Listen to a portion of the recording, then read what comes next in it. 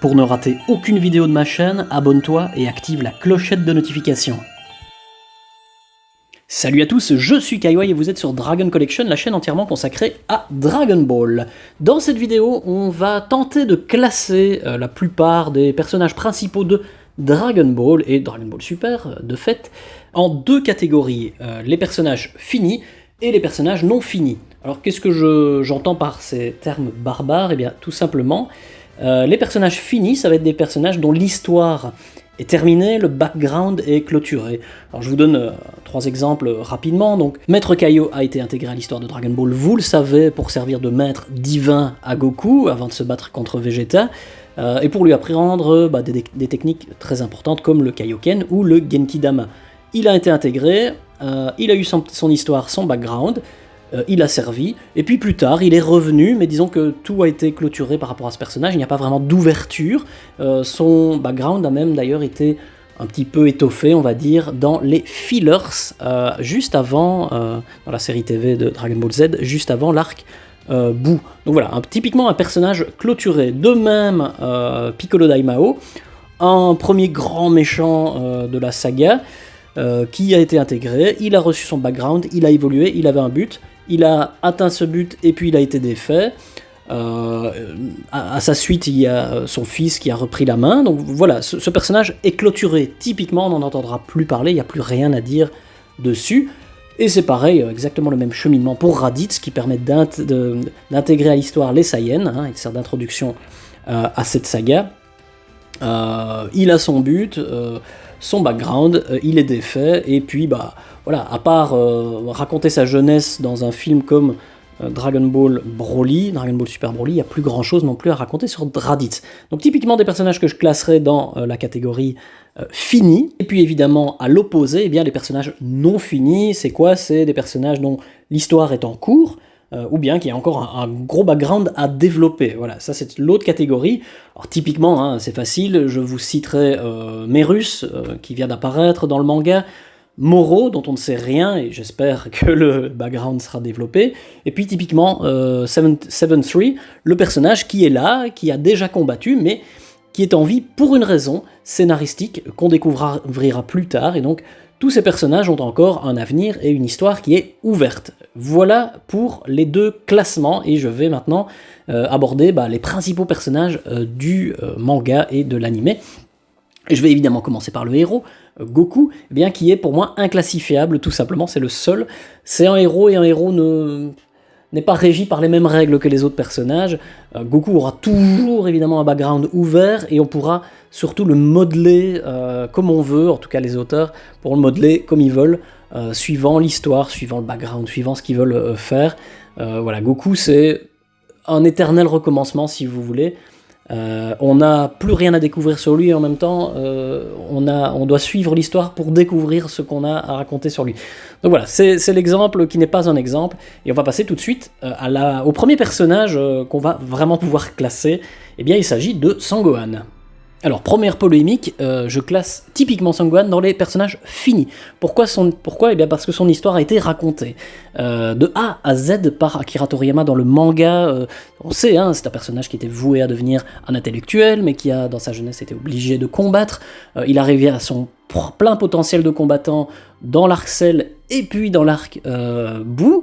Mais on sait que dans les deux derniers chapitres du manga, dans l'épilogue, hein, qui se passe après Dragon Ball Super, eh bien il est devenu ce qu'il voulait être, un père qui a un métier, qui est un intellectuel reconnu, etc. Voilà, ça c'est ce que la vision de l'auteur. Il en a remis une couche dans le film Dragon Ball Super Fukatsu no F, Resurrection F, en montrant que Sangohan n'avait perdu son potentiel en ayant sa fille Pan.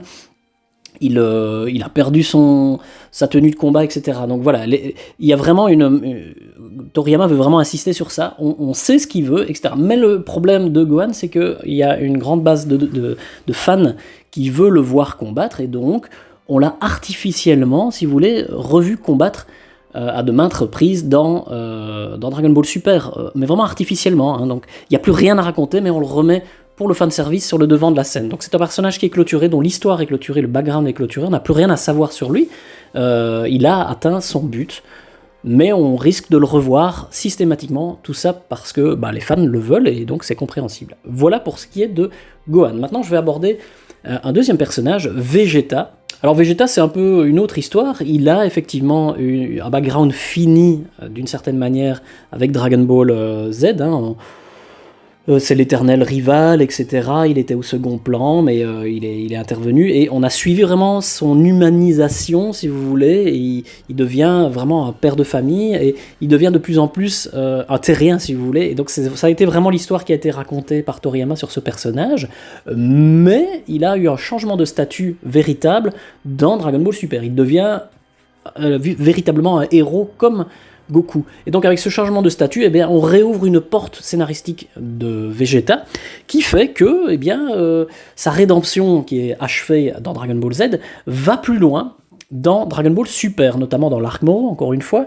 où il veut pas seulement se faire pardonner pour tout ce qu'il a fait de mal à l'époque auprès des Terriens, etc., mais se dédouaner de tout ce qu'il a pu créer comme problème auprès des Namek, par exemple. Et donc c'est vrai qu'il y a cette magnifique histoire dans l'arc Moro avec Vegeta qui prend d'ailleurs une autre direction que Goku. Donc vraiment le personnage prend une autre voie, il a une voie parallèle par rapport à Goku, et donc ça va être très intéressant. L'histoire n'est pas finie, ce personnage va encore évoluer, on est peut-être même loin d'être au bout de nos surprises avec Vegeta, parce qu'il y a toujours une promesse d'un voyage pour aller voir les Saiyans de l'univers 6, et notamment le roi de Sadala, ainsi que la légende de Yamoshi qui pourrait être liée d'une certaine manière à Vegeta. On n'en sait encore rien, mais peut-être que tout ça sera développé. Donc Vegeta va peut-être se hisser au niveau vraiment du héros qu'est Goku, au niveau du background. Donc vous voyez que j'alterne entre personnages finis et non finis. Ici je vais aborder un personnage fini, c'est Trunks, Mirai Trunks, Trunks du futur, qui est un personnage terminé. Pourquoi ? Parce qu'il a été introduit dans Dragon Ball Z, il a eu toute son histoire, son évolution auprès des personnages de notre timeline, notamment son père, et puis il a augmenté en puissance au point de pouvoir revenir dans son futur pour battre Cell dans son futur. Alors évidemment, comme c'est un personnage qui est très apprécié, il est revenu dans Dragon Ball Super. On a réécrit une histoire qui fait simplement qu'il a combattu un nouvel ennemi. En fait, le scénario était quasi pareil. Et puis il a hérité d'une petite copine en la personne de Mai. Donc voilà, on a réouvert, si vous voulez, la boîte de Pandore de son histoire pour recréer un background un peu artificiel, mais voilà, donc il pourrait revenir éternellement, ça pourrait être un personnage qui n'est pas terminé, mais en l'occurrence, là maintenant, il est terminé. Donc à part artificiellement, on ne pourrait pas vraiment se pencher à nouveau sur son histoire. On passe à Broly, qui est un personnage évidemment pas fini. Il a été mis en place dans le film Dragon Ball Broly, il est là maintenant de manière canon, et il n'y a plus qu'à écrire son destin, etc. Maintenant, il n'a pas vraiment, pour l'instant, un but dans la vie, je veux dire, et il n'a pas vraiment encore une ouverture vers autre chose, à part peut-être Freezer, qui a encore certaines intentions envers Broly. Donc à voir vers quoi ce personnage va aller, mais toutes les portes sont ouvertes pour faire de Broly ce que les auteurs veulent, en fait. On passe à un personnage typiquement fini, Piccolo. Voilà, Piccolo, à partir du moment où il a fusionné avec Camille, avec Dieu, je pense qu'on en avait un peu terminé pour ce qu'on avait à raconter de lui. Maintenant, encore une fois, artificiellement, il revient, parce qu'il fait partie de la Z-Team, c'est un petit peu encore le premier rempart de la Terre, c'est celui qui sait tout avant tout le monde. Voilà, mais en termes de background, je pense qu'on en a terminé avec Piccolo. Maintenant, il ne s'agit plus qu'un éternel lien avec Gohan, et puis des petites historiettes comme ça. Mais voilà, il ne faut pas s'attendre à plus. Maintenant, encore une fois, c'est comme pour tous les personnages, finalement, on peut débloquer n'importe quelle histoire. Encore une fois, dans l'arc Moro, on a la planète Namek qui est victime de Moro. Alors pourquoi pas à un moment donné faire un lien entre Piccolo et cet événement ? C'est tout à fait faisable, envisageable, mais en tout cas, pour l'instant, en tout cas, son histoire est terminée. Alors on en arrive au cruel cas de Goten et Trunks. Alors avant de dire qu'ils sont pas finis, est-ce qu'on peut dire qu'ils ont seulement commencé, ces personnages ? Il n'y a jamais rien qui a été raconté quasiment à part leur fusion, et et leur potentiel extraordinaire qu'on découvre dans l'arc Boo, je veux dire, scénaristiquement, ces personnages n'ont quasiment rien. Maintenant, ils sont jeunes, c'est normal qu'ils n'aient pas de background, ça, je vous l'accorde. Maintenant, ils sont finis avant l'heure, et même, on sait qu'ils vont être finis dans l'épilogue de Dragon Ball. Goten a arrêté son entraînement et Trunks n'a pas l'air d'avoir grand chose à raconter. On les a vus dans Dragon Ball GT, mais évidemment qui n'est pas canon, mais sans plus. Donc on les attend au tournant dans Dragon Ball Super. Forcément, avant qu'on atteigne l'épilogue, est-ce qu'on aura quelque chose à nous raconter à propos de ces deux personnages, mis à part qu'ils sont devenus Rangers sur l'île de C-17. Maintenant, il y a quand même quelque chose qui pourrait être utilisé, c'est le fameux film avec Tapion, qui a raconté quand même une partie du background de Trunks, en tout cas qui a créé quelque chose, un lien entre Tapion et Trunks. Dans ce film, on apprend comment il reçoit l'épée de Tapion, etc. Évidemment, on le sait, le film n'est pas canon, ça c'est pas ce que je suis en train de dire forcément, mais on pourrait, de la même manière qu'on s'est servi de Broly, pour le canoniser dans le film Dragon Ball Super Broly, on pourrait raconter une histoire qui se rapproche de l'histoire du film de Tapion, pour un peu étoffer le personnage de Trunks, dont on sait tellement de choses sur son futur, sur le personnage adulte, et rien sur l'enfant qu'il est, donc pas grand chose en tout cas d'intéressant et de passionnant, à part une petite amourette avec Mai redevenue jeune, un peu glauque. Voilà, on les attend au tournant, ça on est d'accord, tout le monde attend de les voir sérieusement dans Dragon Ball Super. Yamcha est un personnage fini, c'est un des plus vieux personnages à être apparu dans les premiers chapitres de Dragon Ball, vous le savez. Voilà, il y a pas mal de choses qui ont été racontées avec Yamcha, notamment ses morts et ses résurrections.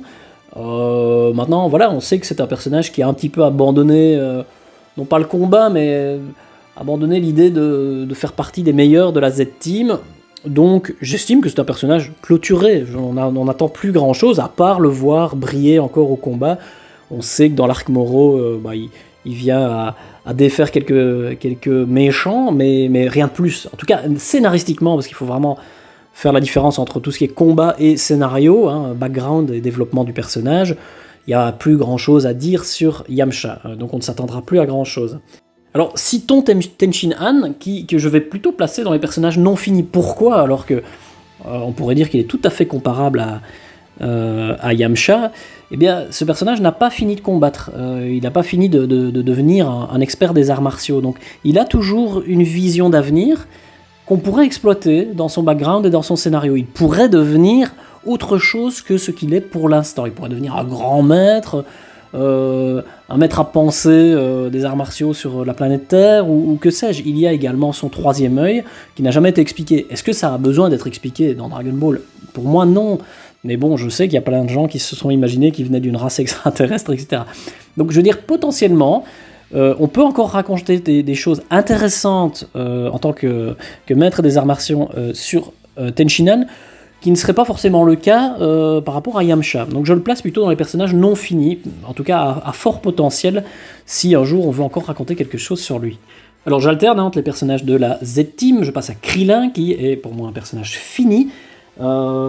Le simple fait d'être toujours actuellement aux côtés de Goku, même dans un événement comme le tournoi du pouvoir, c'est une fin en soi. Il a vraiment atteint son but, il est toujours le nakama, le camarade de Goku, et puis voilà, c'est un personnage qui a trouvé une femme, alors que c'était un petit peu un des buts de sa vie. C'est pour ça qu'il a commencé les arts martiaux, je vous le rappelle quand même, et il a une petite fille, donc ce personnage est terminé, son background est clôturé. Encore une fois, c'est un personnage qui revient de manière artificielle pour le fanservice.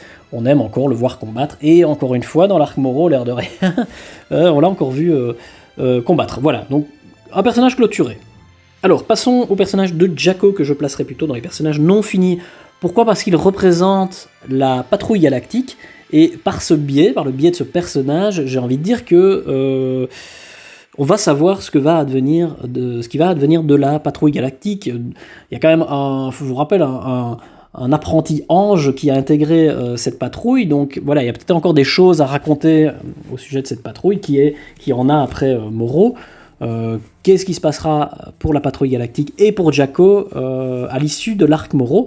C'est une question qui sera développée, à mon avis, un minimum. Et puis, Jaco, je vous rappelle quand même qu'il a tout un volume de manga, 200 pages de manga particulièrement bon d'Akira Toriyama, qui n'a jamais été exploité en série TV. Donc, voilà, je le mets en pas fini parce que j'estime quand même qu'un jour on pourrait voir au moins un TV special sur l'histoire de Jaco. Ce serait vraiment pas du luxe parce qu'il est apparu comme un cheveu dans la soupe dans Dragon Ball Super. Ceux qui ne suivent pas Toriyama de près n'ont jamais su vraiment d'où venait ce personnage. Donc voilà, personnage non fini, j'espère encore en savoir plus sur Jaco et la patrouille galactique. C17, la grosse surprise de Dragon Ball Super, peut-être le personnage qu'on connaissait déjà mais qui a été le plus développé dans Dragon Ball Super. On lui a vraiment recréé un background alors d'humain, avec des enfants, un métier, une vision. Vraiment, il a pas seulement un background, il a vraiment une vision du monde qui a été exploitée, bien développée. Et puis, un destin de dingue quand même, c'est lui qui sauve ni plus ni moins notre univers, qui gagne le vœu auprès de Super Shenron. Donc, je le place dans les personnages clôturés parce que il est revenu, on a réécrit un scénario et il est arrivé à échéance, on va dire. Donc voilà, plus rien encore une fois à raconter maintenant que tout ça est terminé, à part revenir artificiellement encore une fois comme dans l'arc Moro. Passons à un personnage, un des plus marquants de nouveaux personnages de Dragon Ball Super. Il s'agit de Beerus, qui est un personnage pour moi à mettre dans la catégorie des personnage pas fini, tout simplement parce que il est apparu dans l'histoire pour trouver le Super Saiyan God, il l'a trouvé, et puis quoi ? Et puis plus grand chose en fait. Il intervient régulièrement, il suit les personnages, il intègre presque la Z-Team, mais je trouve qu'il n'a pas été développé encore comme il devrait. Quelle est la finalité de ce personnage ? Et puis surtout, quelle va être sa position vis-à-vis de Moro dans l'arc Moro ? Ça va être intéressant de voir si il va être abandonné, mis à l'abandon, ou bien si on va le remettre encore une fois en place, parce que on l'a vu combattre contre Goku, et puis plus rien, alors que ce gars a un gros potentiel. On l'a vu quand même, combattre contre les autres à Kaishin, on a vu qu'il était presque au-dessus de la plupart d'entre eux. Donc voilà, il y a encore pour moi quelque chose à raconter avec Beerus, si Toriyama et Toyotaro se sentent inspirés. Alors dans la catégorie des personnages finis, je vais placer les grands méchants qui sont morts tout simplement. Vous avez Cell, vous avez Majin Buu pur, et puis Zamasu. Tous ces personnages ont été intégrés, ils ont eu leur histoire, leur background respectif, qui a été en général bien développé. Et puis ils ont eu une fin malheureuse comme tout grand méchant devrait l'avoir. Et voilà, il n'y a plus rien à raconter dessus, sauf si évidemment, encore une fois, on a un Resurrection C, un Resurrection B et un Resurrection Z. Donc ils ont tout le potentiel encore pour revenir, mais de manière totalement artificielle. Pour moi, clairement, leur histoire est terminée et clôturée. Alors, pareil, évidemment, pour le grand méchant emblématique de Dragon Ball, il s'agit évidemment de Freezer, qui, lui, par contre, n'a pas eu le même destin, puisqu'il a été ressuscité, ni plus ni moins, 3 fois. Mecha Freezer, puis revenu dans Resurrection F, remort et ressuscité à l'issue du tournoi du pouvoir pour bons et loyaux services. Donc, en fait, son background, ni plus ni moins, est reset. Il est revenu à zéro. On peut repartir sur une histoire ouverte pour Freezer. On peut raconter maintenant ce qu'on veut sur Freezer. D'ailleurs, il est à la base du film Dragon Ball Super Broly. Donc, il va encore servir à ce qu'on veut. Il peut vouloir prendre la place de Zeno. Il peut vouloir conquérir un autre univers. C'est un gars qui a de la suite dans les idées. Il est très intelligent. Il a été beaucoup aux côtés de Goku et les autres. Donc, il connaît l'Ultra Instinct, il pourrait même l'apprendre s'il était inspiré. Voilà, il peut devenir Akaishin. Tout est possible, son scénario est ouvert et c'est loin d'être un personnage fini. Hit, le personnage de Dragon Ball Super qui est le boss final d'un des arcs, le 3ème arc, qui fait copain-copain avec Sangoku. C'est typiquement le personnage qu'on combat et puis qu'on a envie de combattre ensuite. Mais sans grand background. C'est un assassin, on a vu quelques petites histoires de Hit dans son univers 6, mais rien de plus, rien n'est ouvert. Donc c'est un personnage qui est terminé, qui est fini. il est apparu, il a servi à quelque chose, et puis il n'y a plus de porte, je veux dire, qui nous est proposée, qu'on pourrait ouvrir. Ce qui n'est pas le cas de Jiren, qui lui n'est pas un personnage fini. Pourquoi ? Bon, parce qu'il a pas un scénario qui est beaucoup plus étoffé que... Enfin si, justement, il a un scénario un background qui est plus étoffé que Hit, même s'il n'est pas passionnant. Il a un but pour lequel il est venu participer au tournoi du pouvoir. Il a voulu réunir... il avait un souhait pour Super Shenron, hein, il voulait réunir les 7 Dragon Ball, Super Dragon Ball, donc... Il a un but, il a un background, il veut ressusciter son maître, se venger du méchant inconnu qui a tué son maître. Donc voilà, c'est le même genre de personnage que Hit, mais il a un avenir, il y a une porte qui peut être ouverte pour un futur scénario sur Jiren, et il y a d'ailleurs pas mal de gens qui voudraient voir ce qui va advenir de ce personnage.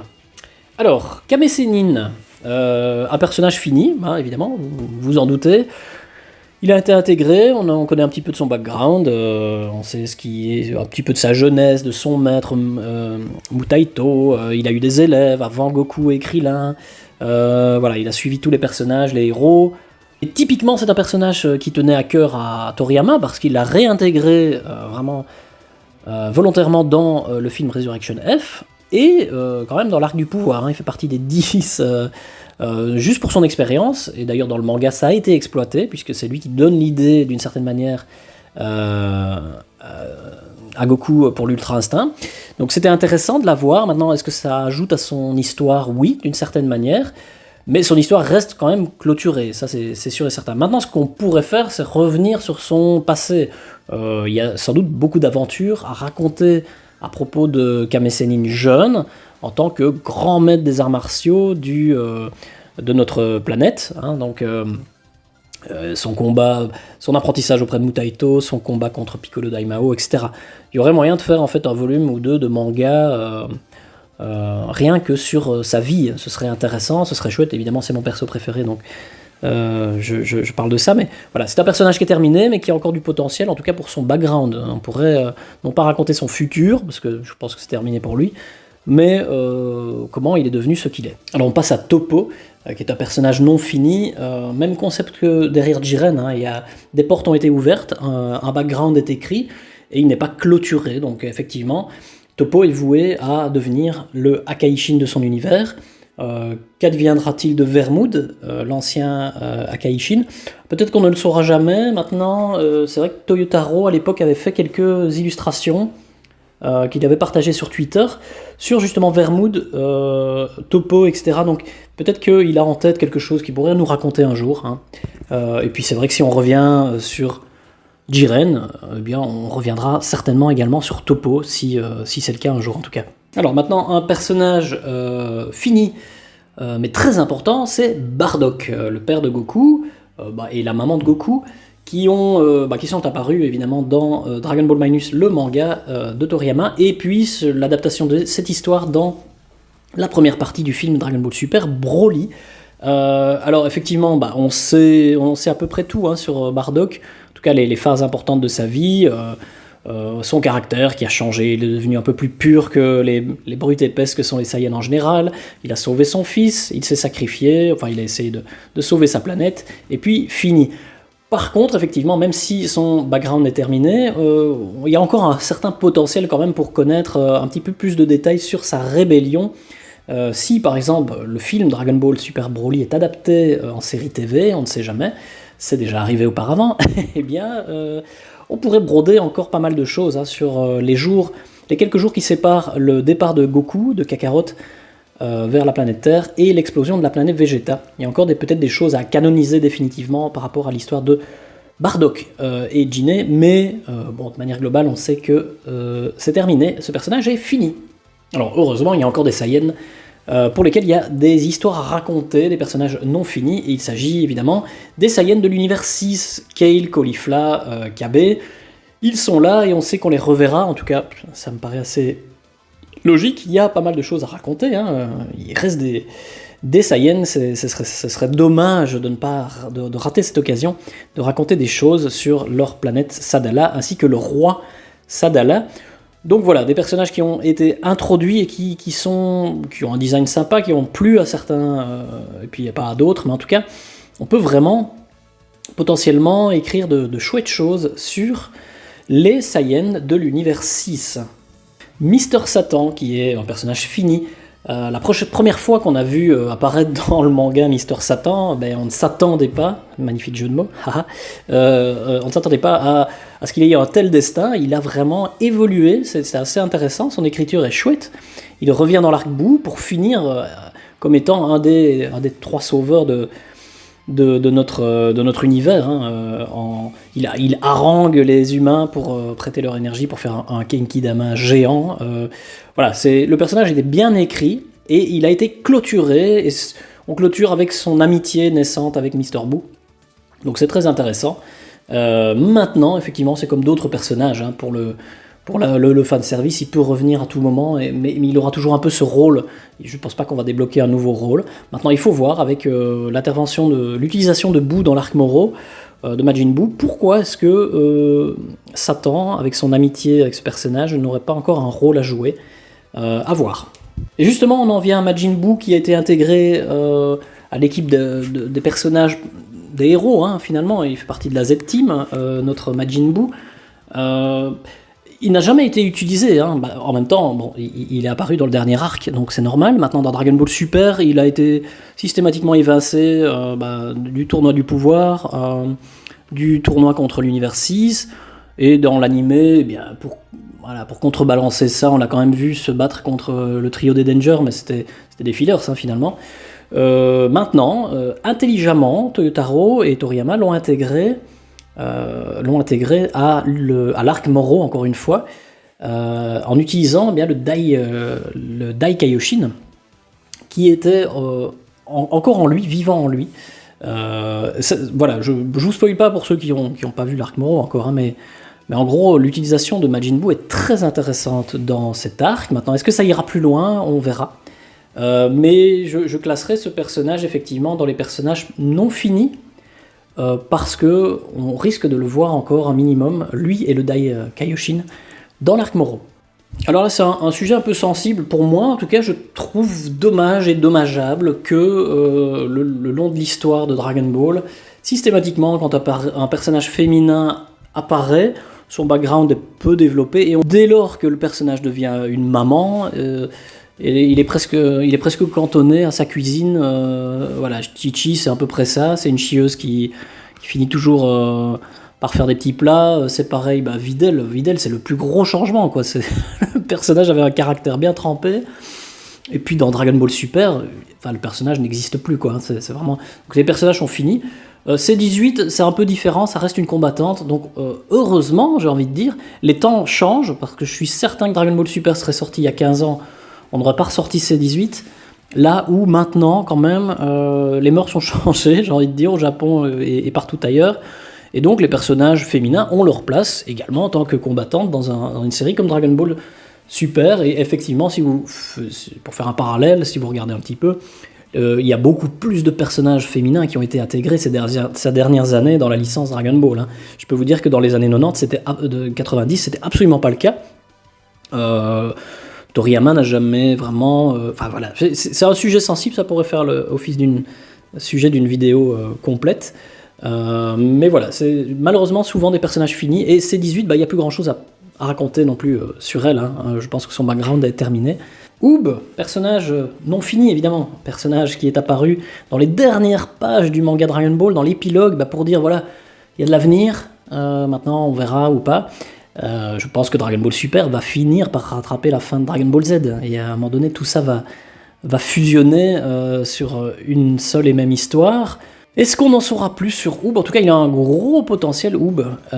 Tout est là pour... écoutez, il est la réincarnation du mal pur, et il est très doué en tant que combattant humain, enfin en tout cas il a un potentiel de dingue, on a découvert dans les pages de Dragon Ball Super qu'il avait une partie des pouvoirs du Dai Kaioshin quand même, donc je veux dire, tout est là pour écrire une histoire chouette autour de ce personnage. Il va être entraîné par Goku, et voilà, quoi d'autre? C'est un éternel recommencement. Est-ce qu'il remplacera Goku? Non, je ne pense pas, mais il pourrait vraiment être un personnage très important autour duquel un arc entier pourrait être brodé. Voilà, donc typiquement, Oob, personnage non fini, À voir ce que les auteurs en feront. Bulma. Alors Bulma, elle est comparable à Goku, en fait, j'aurais presque pu la mettre dans la même catégorie. C'est l'héroïne du manga avec Goku. Elle apparaît dans quasiment tous les arcs, et on ne l'a même pas oublié dans une série comme Dragon Ball Super, même dans Dragon Ball GT à l'époque.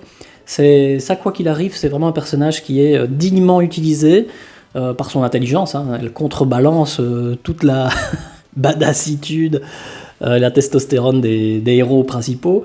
Donc voilà, c'est un personnage qui reviendra systématiquement, donc elle n'a pas vraiment de background utilisable, hein. Elle est utilisée en tant que telle, mais son histoire en elle-même n'avance pas plus. Enfin voilà, je la place dans quand même les personnages finis, hein. Il n'y aura plus grand chose à raconter sur elle. Mais au moins, elle ne se cantonne pas à un rôle de personnage féminin habituel, Dieu merci. Bulma sort du lot à ce niveau-là. Voilà, on en arrive enfin au petit dernier. Bah, là, c'est assez large, hein, finalement. C'est un petit peu tout ce panthéon qui a été créé pour l'œuvre Dragon Ball Super. Je pense au Zeno, je pense au Daishinkan, qui est très mystérieux, évidemment. Mais vous pouvez également considérer ce qui est Akaishin, Kaioshin des autres univers, et tous les anges. Ces personnages peuvent encore servir, hein. Ils sont là, ils ont un background qui peut être utilisé. Sans plus, en tout cas le thème est déjà abordé, hein, avec les Kaioshin dans l'arc Black, dans l'arc Moro également, Merus, un apprenti ange, donc voilà, ça a été établi pour pouvoir broder de nouvelles histoires, ouvrir et étendre les univers de Dragon Ball. Donc un jour, peut-être que dans l'œuvre canon, on essayera d'assassiner les Zeno, peut-être que le Daishinkan, je sais pas, deviendra le maître de Goku, ou bien défendra les Zeno. C'est utilisable, tout ça est utilisable, tout comme les univers qui n'ont pas participé au tournoi du pouvoir peuvent également encore être utilisés, hein. Donc voilà, par ces personnages, je pense vraiment au panthéon général qui a été ouvert dans Dragon Ball Super. Leur histoire n'est évidemment pas clôturée. Et comme je vous en ai parlé en préambule, eh bien là on en est au moment où, dans l'œuvre canon, qui est quand même l'arc Moro, hein, faudra voir si ce sera adapté en série TV, mais je serais très étonné du contraire, Merus, Moro et tous ces personnages vont évidemment avoir, j'espère, encore un gros potentiel au niveau de leur background, on devrait les revoir. Et puis c'est tout, en fait, voilà, c'est tout ce que je voulais vous dire. Merci de m'avoir suivi, je ne m'attendais pas du tout à ce que cette vidéo fasse une demi-heure, hein. Voilà, il y avait beaucoup de personnages, je les ai tous abordés, j'espère que ça vous a plu. Maintenant, tout ça est subjectif, hein. Peut-être que pour vous, Tenchinan est terminé, alors que Krillin pas, donc ça j'aimerais que vous m'en parliez dans les commentaires, il y a peut-être des idées qui vous viennent, des choses comme ça. Surtout, likez, un petit pouce bleu, c'est important pour moi, et puis abonnez-vous. Je ne sors pas énormément de vidéos, mais ce serait de fait dommage d'en rater. Voilà, prenez soin de vous, je vous remercie, et je vous dis à très bientôt sur Dragon Collection. Salut à tous!